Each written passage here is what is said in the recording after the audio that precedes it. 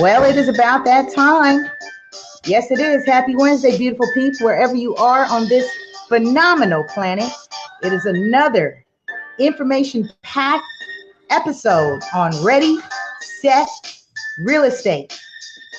You're tuning in live on the Facebook Live. Make sure you say hi, say hello, drop a comment down below. Make sure you tag, share, repost. Let somebody know what we're doing. Oh, I'm so hyped today because I get to touch on a topic and I get to bring on a very special guest, an artist, a poet, an educator. Oh, this is right up my alley. I don't think y'all heard me. I don't think they heard me in the back. I don't think they heard me. I don't think y'all heard me, but I'm going to say one more time for the people in the back. Welcome to Ready, Set, Real Estate, Season 4, Episode 8. Listen to this, Season 4, Episode 8. As a matter of fact, today is the 98th episode since we started this show. And we are fast approaching that wonderful, powerful number of 100. Speaking of 100, this show is a proud supporter of Real Estate 100 Youth Foundation, where we teach, seek, and empower children ages 11 and up to understand real estate literacy. That's terms, concepts, and careers as an alternate pathway to success. In short, what do? We're teaching babies real estate. Come on now. That's what we do. We're teaching babies. There's no one in the country that is doing that except for right here, Real Estate 100 Youth Foundation. For those of you who are new to me, welcome. My name's Lisa Puerto, also known as Super Agent. I am creator, founder of many cool things, projects, books, workshops, curriculums. I'm an innovator. I am. I think I'm channeling this brother right now. He's got me feeling like I got lyrics. So let me go ahead and introduce you all to TJ Sykes. He is a working artist and educator from Richmond, California. He is acting and performing. Acting and performing is a form of healing for him. Let's say this again. Go ahead and hashtag healing, because as a people of color, this is what we need to work on. So he is using his gifts and he is channeling that through the arts. He says he has been in a multitude of successful productions. He enjoys being a part of productions that talk about issues that impact his community, as well as bringing characters to life on stage, writing jokes, building relationships with cast members, performing and acting, and so forth. He is a community leader in Richmond, California. Join me in welcoming TJ Sykes to the show. Ty.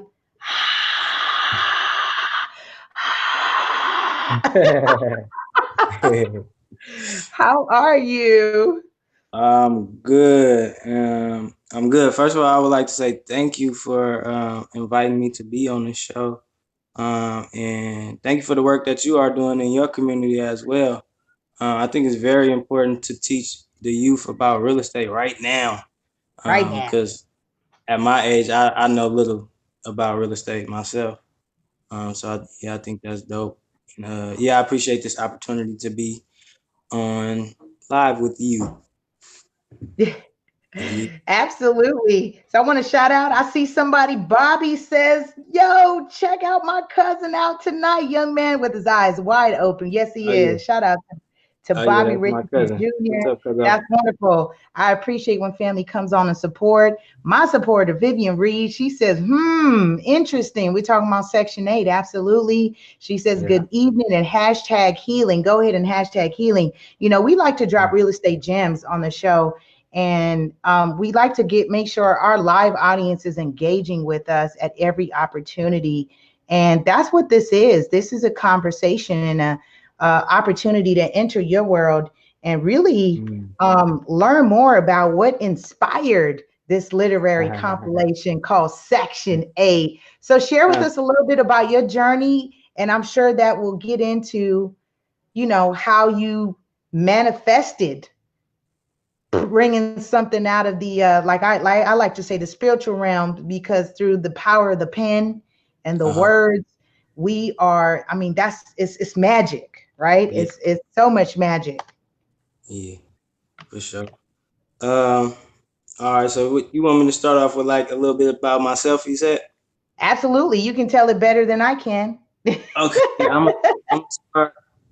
Sometime I ramble, but I just start off by saying, I'm 27 years old. I'm from Richmond, California, and I lived there most of my life. Um, I guess when I think about my story, it it began like a fairy tale. I had Mm, two parents, and three siblings, and then one thing that happened that I seen as a pattern in my life, I started to experience deaths in my family. And so mm, one of the earliest deaths was my grandfather, which was in, I believe, the year 2000. And he passed away 4 days before my birthday, which was wow, June 1st, um, which was his death day. And then June 5th was my birthday. And his wow. funeral was on June 6th, the day after my birthday. And so I was 8 years old when that happened. Um, and just like just trauma started to, appear. And so the Mm, next thing that I could remember happening just at that age was my father suffered from a stroke. I think like um right after his father died, like not too longer after. And so you could tell that that probably was something that pushed him to that point. yeah. And so that was Wow. around like in between 2001, 2002. At that time, we was staying in Oakland. We was actually staying in Oakland, and we had a house. And I could remember a lot of my family members having homes, not apartments, Mm, but homes. And so okay. this is how I connect the piece of real estate, which you do, to Right. Section 8 piece and how I Right. got there or how I Yeah. got back. I started in Section 8, went to the house, and then got back to Section 8. And so I'm gonna try to Okay. bring all the way back in full circle. And so after my father had a stroke, I watched my mother support him, basically, recover all the way back from that. Um, and so once he recovered around 2002, we moved to Vallejo, California. And in Vallejo, California, we stayed there for about 4 months. When we were staying in Vallejo, California, my mom worked a lot, and so I didn't see her a lot. And so, but this one night, she came home from work, and she said her body was hurting, Mm, and she went to the hospital. And before she left, I told her, I said, "Mom, I love you," and she said, "I love you too, son." And that was the last time I seen my mom's face. mm, And mm. so, Wow. to Condolences to you, and much prayers and strength and love, because you have experienced, I don't want to use the word loss, because I honor ancestors and I feel like they're always with us. yeah, uh, I don't, they've made their transition yeah, into the spiritual realm, to where they continue to do their work for us in ways that we cannot imagine. So I just want to say, yeah, brother, that I'm loving on you, and positive vibes, and protection to you on your journey, to even to be so young, yeah. really, at 27, to be so young, and to be able to transmute that energy into Hmm. the arts. Some of my guests know a snippet of my journey in terms of the trials, tribulations, and traumas. And I have also learned how to create. This show is an outlet. My books, Yeah. my foundation, everything in an existence has been in an outlet. So, and I could see that spirit is working with you, Mm. because you were 8 years old. You Yeah. wrote the book Section 8. This Hmm. is episode 8. Yeah. This is episode 8 of season 4, show Uh, 98. You got the power and uh, vibration of 8. And look at that that's eight. wisdom. That's wisdom. That's knowledge. That's Uh, money. That's for sure. power. Yeah. Okay, y'all weren't ready for that. They weren't ready. They was For sure.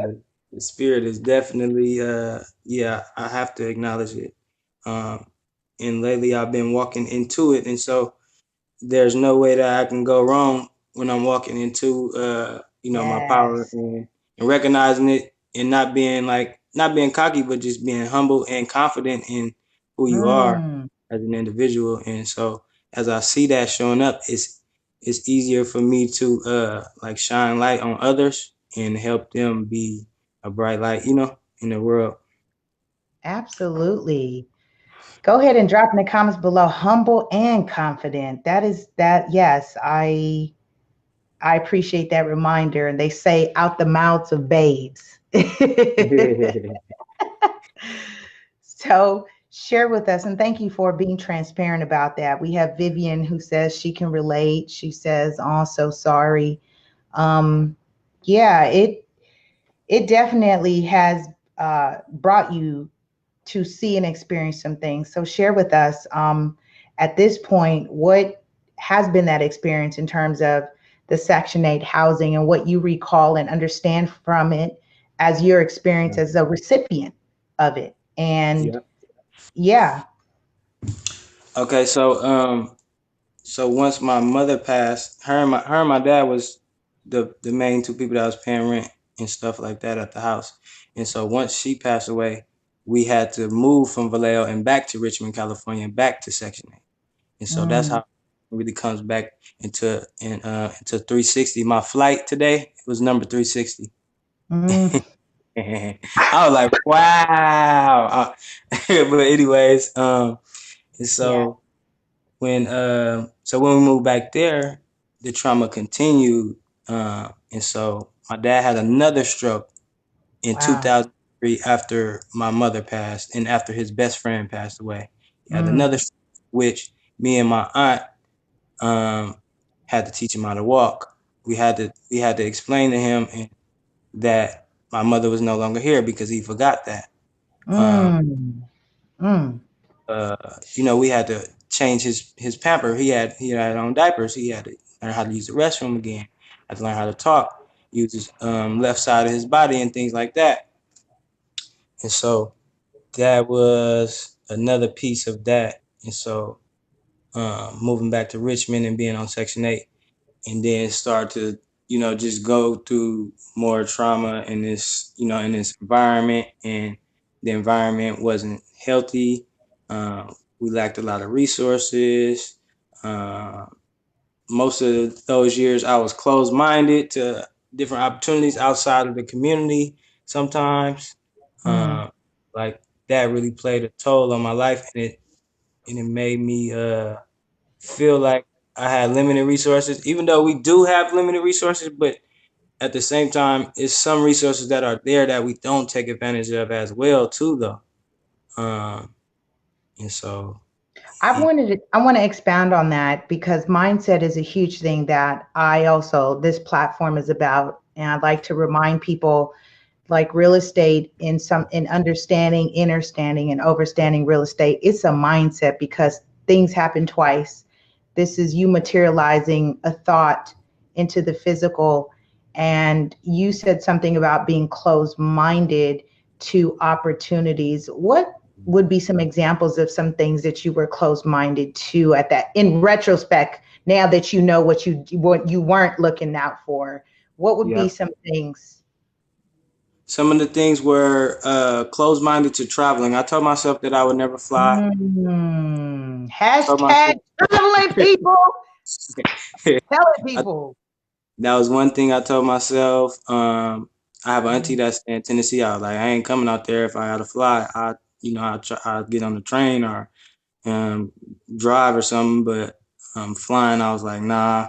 And now I've been to New York, Texas, Atlanta, LA, and look yeah, at it's you. just different. You found And your then wings, haven't you? today was today was one of the most comfortablest flights I've ever had, where I was really at peace. Um, Mm, and it was a few bumps that I was like, oh, what's that? But for the most part, I was really just at peace. I prayed before I got on the flight, and I really, looked like, wow, look, I'm in the sky and it's beautiful.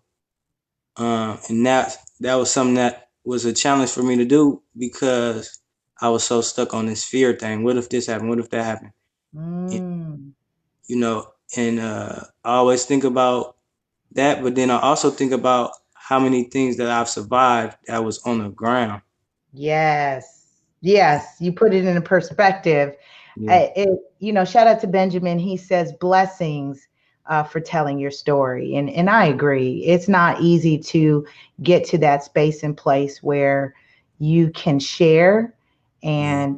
and this is what these opportunities are about is finding our own voices, our inner voices, and that allows us to give courage to someone Hmm. else who can Yeah. relate, is going through something, and is feeling like there is no light at the end of the tunnel, but there is, but the tunnel is curved. Hmm. It's not straight; it's just curved. There is light, but it's Yeah. curved. You can't see it because you gotta go in there and turn. And yeah, I get you. Right. So yeah. So with being on Section 8, Hmm. and what I'm hearing is something that I advocate about with people, understanding that people go through some real stuff that impacts their real estate, death, Hmm. marriage, divorce, job loss, sickness, having a job relocation, new baby. All Yeah. those life events will force somebody to have to look at their housing. Hmm. And you just confirmed once again how death impacts. You had mom was part of the being the primary breadwinner. Dad Yeah. also at that one point being primary breadwinner as well. And now he's, has gotten sick and having to Hmm. go through that. Um, it then puts you in a position that now you have to find resources somewhere else. And in this instance, housing for Section 8.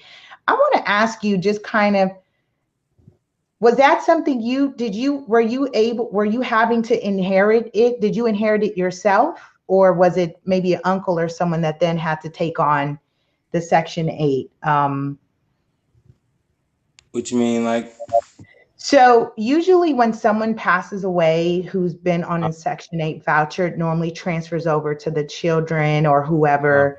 Was that something that you experienced, or did you have to now kind of go on your own? I think my dad took it over. It was a strange dynamic because my aunt did a lot of like the financial support piece, like paying the rent. But I think a lot of the stuff was in my dad's name because at that time, once he had that stroke, he wasn't able to, really advocate for himself and things like that. Right, Pay the right, rent, go sign papers and things like that. right, right. So as you continued, and I could see why you opened up with healing. And so hey, you guys, for those of you who are tuning in, shout out to our radio podcast listeners on Stitcher, Spotify, Google Play, Anchor, and so on and on and on. Thank you for tuning in and supporting. TJ had mentioned, he said, remind me, he said, let me know if I speak low and soft. He said, because I speak soft. I said, you must have an easygoing spirit. And I could see why you have experienced such turmoil at a very young age. Um, Walk us through how you've gotten, how do you not go in rage, right? Uh-huh. Right? Mm. Did frustration? How do you Yeah. how do you walk us through it? Because there are folks who are upset and angry right now about the losses that they've suffered and Uh, cannot move on. okay. Let me think for a second. I know part of what I want to say, but I want to process my thoughts. Look at that, y'all. See, he's thinking before he speak. There's a wise young man. Make sure making sure you're sharing and reposting. That way people know we're on. We're on with TJ Sykes, who is poet and author of his first release. section 8, and we're going to get into that. We're just getting a little bit of background of what his journey has been as we start to learn more and then cover how somebody gets to where they are now. Shout out to my friend Lewis, who likes to say, people know the story, they know the glory, but they don't know your story. Huh. All right, so one of the things that helped me thrive through these times has been like, first of all, the last words that me and my mother shared was "I love you" from both ends, and so that has definitely been something that um like lives with me in my heart. Um, Mm, mm, Another was just our relationship and just her relationship with us as a whole, like my dad and all my other siblings, and the love that I felt from her while she was here. And so just remembering that and remembering like that she was a good person. And I know this because um, a lot of people tell me that. Obviously I lived with her, and so I was able to experience that. And for example, yesterday, I seen one of her friends, and I was cleaning out my dad's house because I moved out about a year ago, and I left some stuff there, and we got like 100 obituaries. And so, mm, I said, "Oh, we got some extra obituaries. Would you like one?" And she just broke down crying, mm. and I'm like, 17 years later, like if that can make somebody cry like that, 17 years later, they had to make an impact that they'll never forget. And Right. when I think about that, when I think about my parents, I when I think about my grandparents, um, I think of it like I came from greatness, um, Mm-hmm. and therefore I am great because first of all, when I think about the people that love them, they love me because of them, and then it's people that love me because of the person that I grew up to be. You know what I'm saying? And so I think of it like that. It's like this is inherited love, Mm, and when you inherit love, that's powerful. And then you have the love that you earn on your own as an individual. Like I don't even know your parents. Like you don't know my parents, but you speaking with me right now, and you know how you feel. You know how my words are making you feel. You know what I'm saying? And so right. that's the things. That's some of the things that has kept me going. Yeah, a lot of my relationships with people that passed away, like what I mentioned earlier, my grandfather. I was younger and I don't remember a lot, but I remember having certain conversations with him and being close to him at that age. And I remember him being a small person like myself, like maybe my same height right now, and just humble and just like, powerful. What was your school experience going through school? What was that like for you? Um, before my mom passed, I was doing great in school. After, I was doing terrible. I Mm-hmm. in school, I was a class clown. Um, I really, I really was seeking a lot of attention, Mm, but at the same time, it wasn't a lot of people asking me what's going on. mm, mm. And so, um, sometimes I had people that was telling me things like for example, I had one of my principals in high school. He pulled me to the side, brought me to the office because I was always getting suspended. When middle school, I had like at least 200 referrals a year. Wow. I really don't know how I graduated from middle school or high school, to be honest. And not, you said something just real, no one was asking. And so you were getting suspensions, any referrals for counseling? Nope. Mm, I went me and my family went to counseling around the like soon as my mom passed, like the early stages. right. Um, my younger brother went the longest from that time period, and then yeah, and then no, I didn't get no referrals. As far as school, no. So no other support. And Mm-mm. you were just now tagged or marked in your curriculum in your Yeah. what your cumes, your cumulative records as problematic. Your Yeah. what do they call it? Your delinquent. You're a Yeah. delinquent. Yeah. It would be times that I come to school and I have a referral waiting for me on the desk with the date on it. Mm. Yeah. Setting expectations for you before you even get there. And one time when I was in middle school, I had short dreads, and my principal told my dad to cut my hair Wow. because it was distracting me in class. Your hair was distracting you. Yeah, Your because I hair was distracting you. yeah. Man, that's tough. Um, and I asked that question because, having worked with various youth, Mhm. having been raised in South LA, we're Yeah. war zone over here. I mean, you was up in Oakland, so I know, you know, Yeah. I mean, South LA and Oakland, I don't know, some of my clients, she said, some of these areas remind me of Oakland.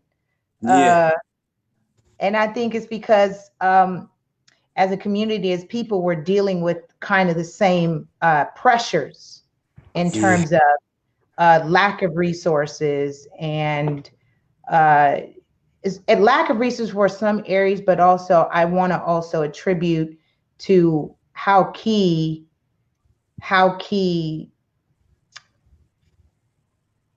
mindset and supporting one's mental. Vivian Mm. Reed, you questioned counseling. Yeah, I was asking counseling if they were referring him to therapy. Yeah. Um, but I get it. Vivian, your logic behind that may say, in school, yeah, they're usually not focused on that. Nah. It's not something that they're looking to focus on. Unfortunately, there's sometimes different agendas happening, Mhm. and that's what sometimes where our children are up against, and that's why schooling, education, guidance all starts at home. And I just wanted to hear it from you because now that you didn't have that foundation Yeah. um, at home, there, what other support did you have? Yeah. But you have stated something very profound, which is love, and that's what drives me. That's what Mhm. brings me here. Over 400 videos strong is Yeah. because of my love for what I am here to do. Yeah. And I'm glad you're a part of that. So, talk to us about Section 8. Mhm. You, I actually want you to walk us through the process of where did the inspiration and when did you decide that this was going to be something you were actually now going to bring to gift us in the world with this? Okay. So I actually wrote it's a poem. It's a poem Yes. that I entitled Section 8 about maybe 2 to 3 years ago. And so I wrote it because I was just thinking about I was staying I was staying on Section 8 in the apartments that I grew up in, and I was just thinking about my conditions, the conditions that we stay under, um, not knowing not knowing the management, but they put these notices on your door about the water being off or towing and these things, and Mm, these people don't even know you, and it's like mm, that is just it's just crazy to me, and I like it was something that I didn't understand, and so I went to the pen and the paper with it, and I'm like, all right, well, if I can't understand it, then I need to write it out, so at least my thoughts will be on the paper. And I thought about like how we had like a lot of mold in the walls, and it was coming through in the bathroom where you can see it around the bathtub and things like that, and roaches inside the buildings, and $1 million cameras on the outside, and things like that, and still like you can spend money on some cameras, but we still need like certain stuff, like we need new washers and dryers. You know what I'm mm. saying? Um, and things like that. So yeah, and so then once I had read it to two of my coworkers, and it was like, we got to turn this into a book. And I said, let's go. I'm marinating on that. That's very true, and that's a true perspective and observation. You can spend money on these cameras and the equipment, and that is not cheap. Right. It is not. It is not cheap to run that equipment, to oversee what is Yeah. happening, but something as a necessity as having clean clothes, um, that speaks to dignity to the human beings that live in that building who are dependent on something like that. And as I'm processing that, I was thinking about the school out in New Jersey where the principal went and turned the locker room, the boys' locker room, into a washer, a laundry room for the children because a lot of the kids weren't coming to school because their clothes weren't clean. And when Mm-hmm. he did that, it reduced the truancy and the absence in the school because now the kids could come and do a load of laundry at the Mm-hmm. school. People don't get this sometimes, it's you people and them, right? Yeah, yeah, it's us. We. You know, because if I know something and I don't tell you, then I'm accountable. I need to be accountable. I like that. Drop that in the comments below. Accountability. I I'm having this moment where I foresee a lot of wonderful things in your life, and you are just getting started. And I just want to say thank you for blessing us. You just got off the plane and you jumped on. So I just want to say thank you for uh, saying yes to be a guest on our show before you big time. And you like, I ain't got Nah, time for Lisa right now. nah. This like this right here would be the reason why I would have time for you. You get what I'm Appreciate saying? When I think about being quote unquote famous, or whatever, Instagram famous, whatever they want to call it. I think about the people that are available now. And so, and I think about the quality of what they're doing, and I think about, the purpose and all of that behind what they're doing right now. And and yeah, I look for those people to have them in my life for a long time, because it's hard to find genuine people. And so when you it. find them, don't let them go. You hear that? Comments in the drop and type that in the comment. Genuine people. They say genuine, right? Genuine. Genuine people. Yes. So I really I have been running around. I definitely am going to support. With that being said, how do people support you and grab a copy of this book of a story of poems, right? In your Section 8 experience.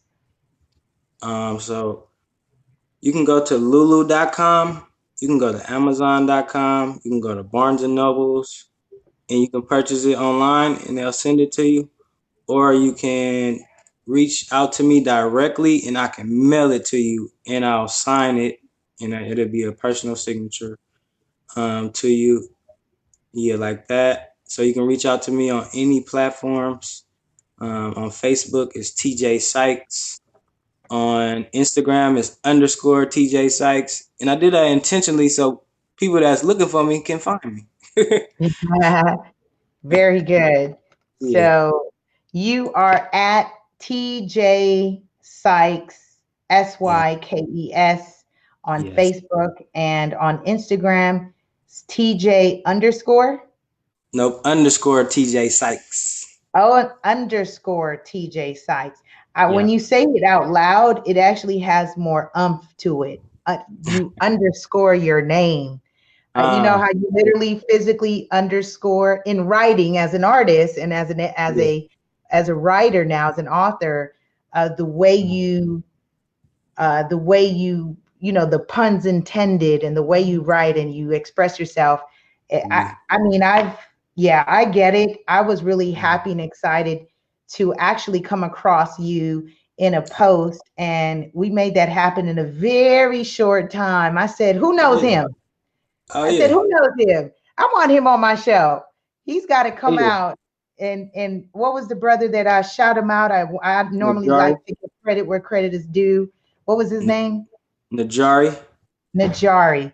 Najari had shared. I tagged him and reached out, and I said, "I please connect me. I'd love to have him on the show Yeah. just to share your story and to hear you share the level of uh, experiences of death that you had early on. Mhm. That forces one to grow up. So you are, I know, and I can Yeah. see it, I can hear it, and I can feel it. You are wise beyond your years. Mhm. Share with us what's next for you right now. I saw you did a Mhm. speaking engagement out in Richmond. What's coming for you? I've been working on a lot of like small skits on Instagram, and so if you wanna, get a little laugh, you can look at that and check that out. I'm in the making of a documentary about my life right now with one of my friends, and we just been filming a lot of content, and yeah, so I think that's gonna be the next thing, but it's probably gonna be a while. Um, Keep before that creating. come out. Yeah, but in the meantime, yeah, I'll be creating. So some of my other hobbies though is just like I do a lot of puzzles, jigsaw puzzles. I read a lot of different books. Um, I ride bikes. So Najari is he has a co-op space. He got a co-op bike shop, and they do bike rides every Sunday in Richmond. And so That I is ride with awesome. them on Sundays. And I've actually connected with one of my friends from Richmond stay out here in LA, and they do this fitness thing on Fridays, and so I think I'm gonna do that this Friday when I come when I yeah, this Friday. Last time Right. I came was the first time I went, and that was about like last month, and it was dope. It was at Culver City Stairs.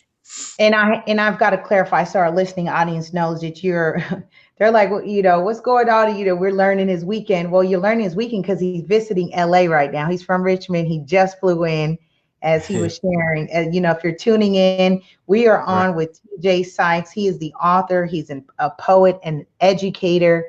Wrote the book Section 8, which is a compilation of poems that he wrote inspired by his Section 8 experience. Now, here's one thing that I would like to, why this for me was significant. One, Uh-huh. because you have made Section 8 human. Right. You have created a human experience for people, and you've created an experience. One, you've immortalized yourself. That's one of the nice things about art and Mm-hmm. literary works, but also you have been that voice for the people who have no voice at times. Mm-hmm. And I Yeah. just want to say thank you for that, Mm. because it takes courage, and it just takes a level of maturity to represent oneself and say, yeah, here's my journey on Section 8. I know, like, um, it's like growing up for me as an 80s baby, people would make fun about, we would, I, I was one of the early county babies per se, right? I was born in county hospital. My mom Uh-huh. reminds me of that and says, hey, you were a county baby.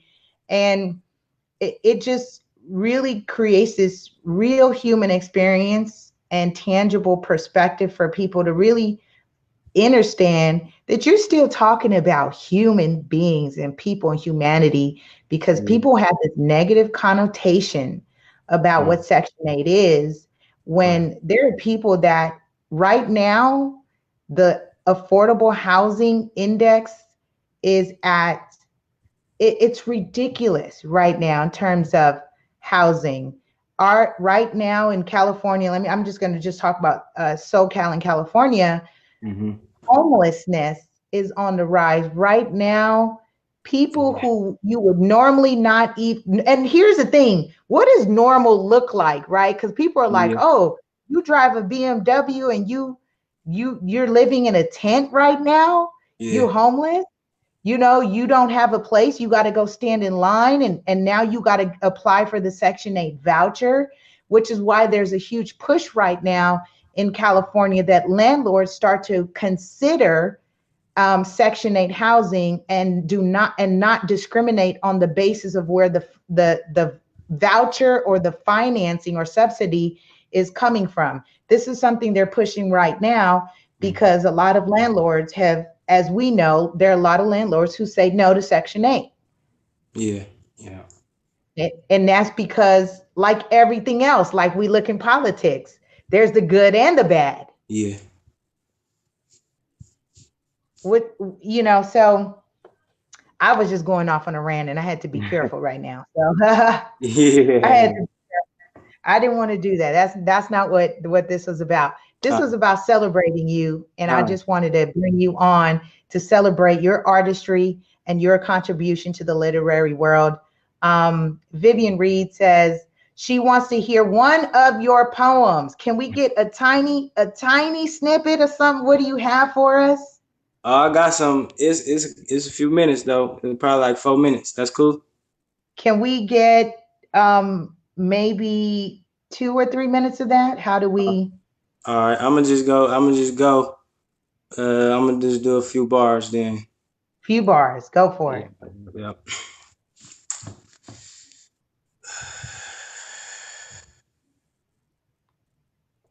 Slave ships.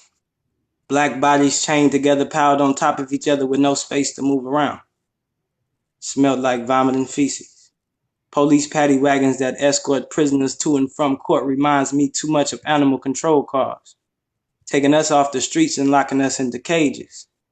We sat there, waiting to be chained together at wrist and ankle. We had to walk in unison or we would all fall. My legs couldn't spread that far apart due to how short the shackles were, making it that much harder for me to walk. Before leaving the building, we entered this room where the police picked up their guns.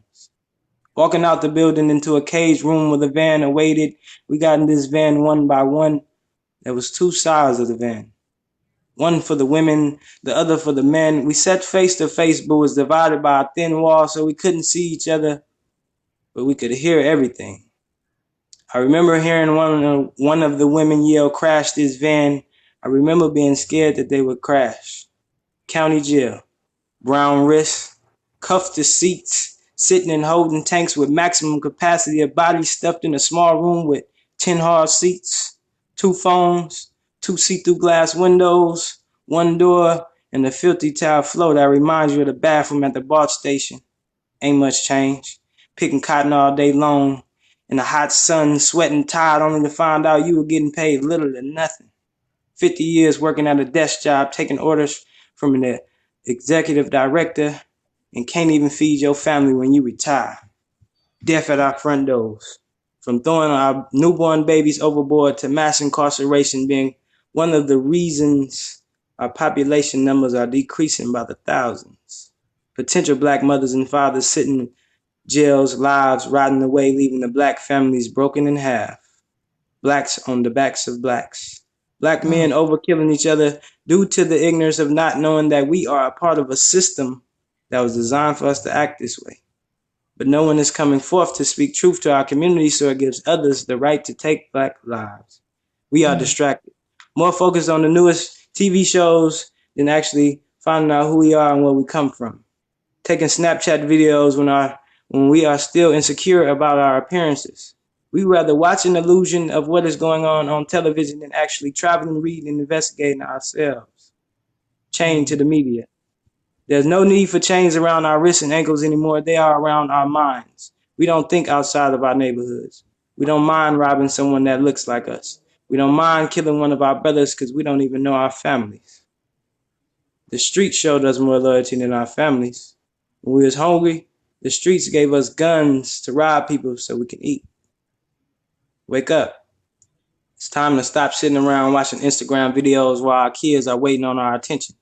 Our kids are the most disruptive in class because they are looking for that love they are missing at home. Most of that stuff don't connect to them. From this day forward, we will begin rebuilding, sitting at the dinner table with our children, helping them with their homework, finding out their interests, taking walks with our elders, creating new memories as they forget the old ones.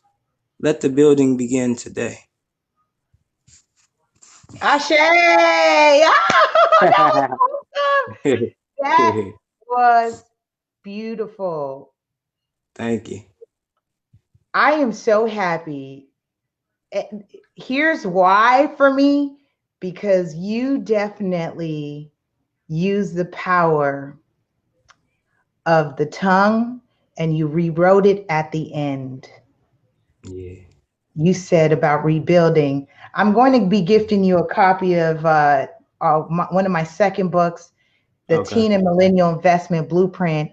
My Hmm. chapter that I open up is called Where Do We Begin Rebuilding?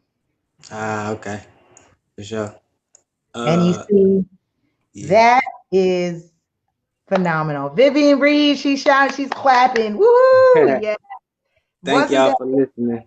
absolutely? Oh my goodness. I definitely, I'm thinking to myself, I'm like, how do I snip that? So Okay. that was wonderful. Thank you for that. Thank you, thank you, thank you. As we You're get very ready to welcome. wrap this up, and Hmm. I know you just got off the flight. I've been ripping and running, and I'm so glad we made this hour possible. We Yeah. made this time possible. Hmm. Share with us beyond what you shared. It filled me. Uh-huh. Share with us some golden nuggets, some gems. I like to call them real estate gems. Some things, the words of wisdoms for those who are listening and tuning in terms Uh, of uh, what speaks to you to share with our listening audience. okay.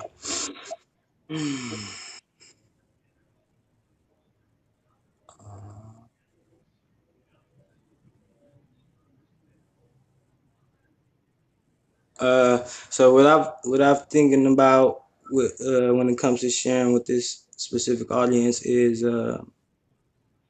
speak your truth, um, walk into your power, accept all celebrations of your life, Mm, because a lot of times people are, uh, I guess, too humble or something. But whenever somebody compliments you, receive it because you're worthy of it.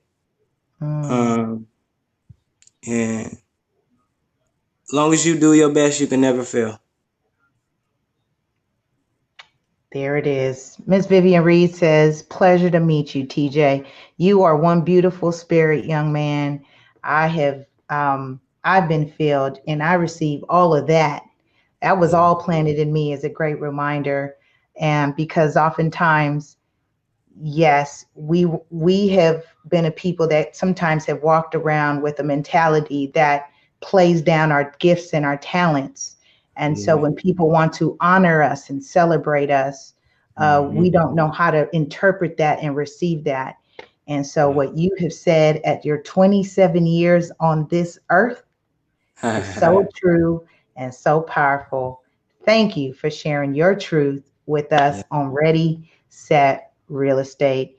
You guys, this was phenomenal. And Can this I really was uh, uh, can I add one more unexpected. thing before we? Yes, let's do Uh, it. one major piece that I forgot to mention that has impacted my life in a major way is therapy. Good. So I want people to know to destigmatize therapy because as black people we have stigmatized it. Oh, I ain't crazy. You don't have to be crazy. We all need somebody to talk to. And yeah, yeah. I've been going to therapy for maybe like 3 years straight, and once I started, I never stopped.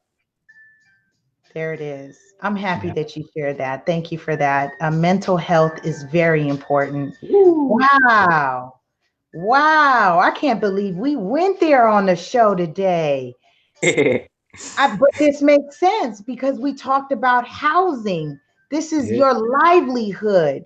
You talking about the roof over your head and the the circumstances and conditions which is constantly bombarding you, right? Sometimes people are like, how do I change my mindset if my environment is Yeah. at war, and we, our children, yeah, we're in war zones. Nobody has addressed that. Gunshots and Hmm. robbing and crashes and all kinds of, this is, Yeah. no one has addressed that yet. Right. And that is a housing matter. That is real Yeah. estate. Yeah. For This is real. why I teach children real estate, is because they're experiencing it every single day of their lives. And when Yeah. people say, oh, kids don't understand that, I got 8-year-olds who can tell me how to use a VA veteran home loan right now based on taking my class, because I shared one thing with Uh. them and they know how to interpret, Yeah. how to use it, and how to use these concepts. They're not ready. That's okay. We That's, know, we know the soldiers. We know what's happening. we'll All be right. on. We'll be on here all day. I'm telling you. I'm telling you. Look, I said 30. I said 30 minutes. We ran Yeah. 52 minutes. Oh my gosh. But you definitely did an amazing, amazing job. Thank Thank you you. again. And Vivian agreed that we indeed, we do need to destigmatize it, because we, especially as women and men, to heal Yeah. those relationships. So I commend you for sharing that. Yeah. And that strengthened my inner voice. Hmm. Out from the mouths of babes, people. All right, Yeah. that is our time. Make It's, sure you check out Ready Set Real Estate on all your favorite platforms: Spotify, Google Play, Podcast, Anchor, Stitcher, on and on and on. Subscribe to the Facebook and the YouTube. Again, connect with me on all your favorite social media platforms at LA Super Agent. And that's it. This was phenomenal. This was fun. Thank right. you. For And real. when are you leaving? So maybe we can link up in person, because you're literally right now, based offline on what you said, you're 8 minutes away from me. Okay. I leave at on Saturday. Okay, we'll get Yeah. together by then. Perfect. Okay. For sure. Yeah. Any books with you? Yep. Yep. I'm I got getting a about signed copy. 15 books with me. I'm getting a signed copy. I will see you Okay. soon. All right. So I'm gonna Thanks, write your TJ. whole page. Yes, yes. Awesome. That's our time, you guys. Appreciate you. Have an amazing week. We'll see you next week on another powerful, information packed episode of Ready, Set, Real Estate. That's our Peace time, y'all. out. Much love. Peace.